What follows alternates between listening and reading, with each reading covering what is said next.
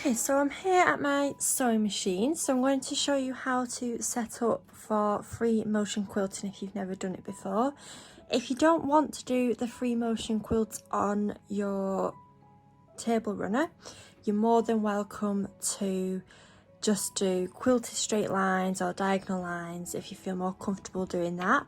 But I am going to be showing you how to do free motion quilting. Okay, so first of all, I'm going to take your table off, and at the back of your machine there should be a little push button or a lever that you can move.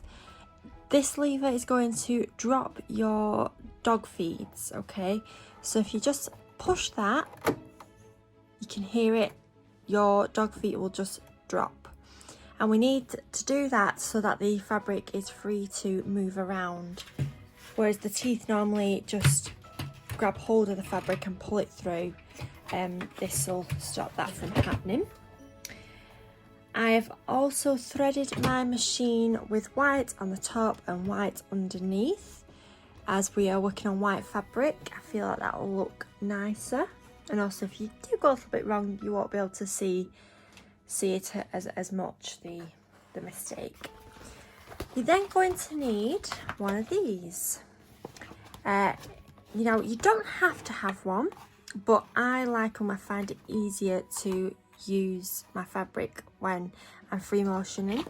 So it's a bit sticky and rough on one side and it's smooth on the other side. And all I've done is cut a hole in the middle so I can place that where my foot hovers. And that should just stick to your machine. You can just get these but I'm not quite sure if it's fabric or it's like a mat, a rubbery mat if you will. You can get them actually on rolls or in packs, and you can just cut your little hole out and you've got it all there ready. You're also, if you want to, going to need some gloves. These are special quilting gloves. They've got a bobbly, rough sort of rubbery side on there, and they're just like normal on the top. You don't have to use these. I find these better for me because your fabric will stay stable under your hands when you're moving it around. So it's always useful to have a pair of them. You can, as I say, move your fabric around easier. And then lastly, the most important one, every machine should come with the free motion foot. If you don't have one, you probably want to go and invest in one because you can't do free motion without it. But this is what it should look like, and most machines come with one of these foots. Okay, so what we need to do is take off our foot that we've got on now and attach our free motion foot. So to do this, I don't know if you can see it, but there's a little screw in the foot of your machine, and we're just going to unscrew that. You should have a little metal plate to unscrew it. Again, every machine has one of them. Mine's on quite tight.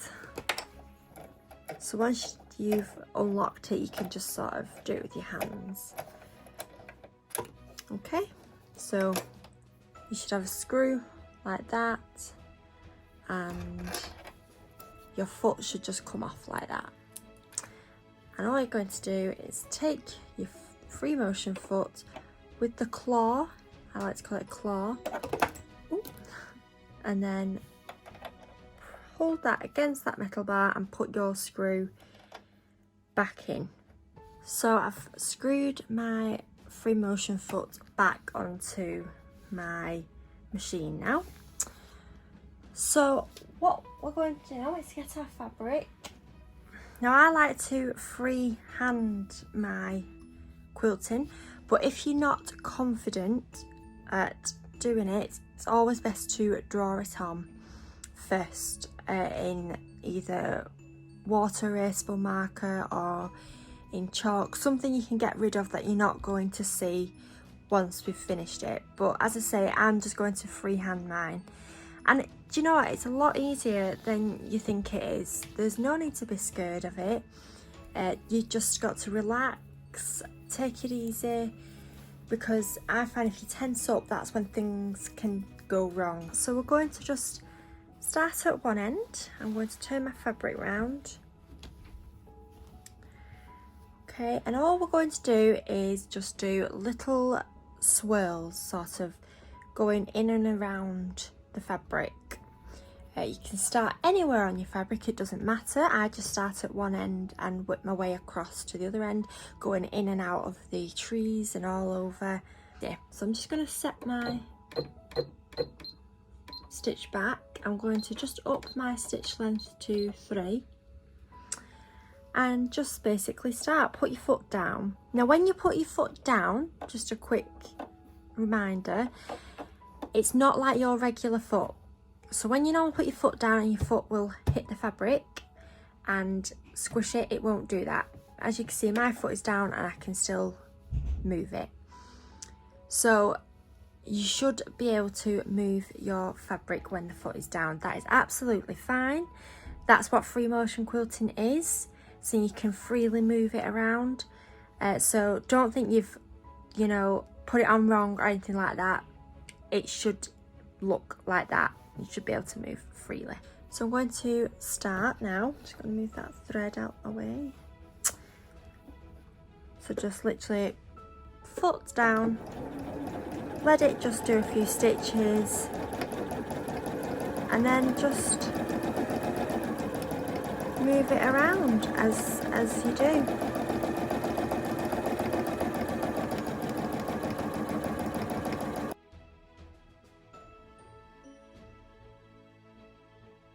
Okay, so I'm going to just stop that there and cut that off. Just give you a quick example. I'll just take my gloves off. I don't know if you could see, my fabric were bunching up slightly. So if that happens, all you need to do is just stop what you're doing and just press it out and move your hands and start again. So as you can see, I don't know if you can see, that's my free motion. It doesn't have to be perfect, just remember that. It's your own unique table runner, especially if it's a first time free motion quilting. This is my second time doing it, believe it or not. The first time I did it was on my other tree table runner, and just go with it. Just keep it moving around, go right up to your edges, because you want it, when we put the bias binding over, or the binding around the sides, you don't want it to look a bit odd where the quilting just stops. You want it to look nice and natural and it all flowing. So just keep going around your trees and all around. So I'll just carry on and I'll show you how to go in between the trees. So then when you get to that point, you know what you're doing. So again, see how I've stopped? You can start from any point, it doesn't matter. So I've stopped, I've pulled it out, I've cut it. You can start from any point. Free motion does not matter at all. So I'm going to start mine there. Just let it run a few stitches and then off you go. So I'm just coming into my trees now. Okay, so just carry on. And just, you could do wiggly white lines or anything, swirls. So you want to get right down into that crack. You're going to stop once you're right into that triangle. I'm going to stop, cut mine, and then start again here and whip my way around and going in and out of each of the trees. So just give it a go, have some fun with it. Doesn't matter if you go wrong, because you know what, free motion quilting is what it is. You know, it's free motion. It's no set lines, no straight lines, it's just all over the place, and it looks really effective when it's finished. Usually free motion lines don't touch, so if you can, try and not let them touch. I've done it there, so it doesn't matter if they do touch. Again, it's your project, it's how you want it to look, it's a free motion, So just go and give it a go. And I'm going to go and finish mine off now, and I'll meet you back at the end once I've free motioned the whole of my table runner.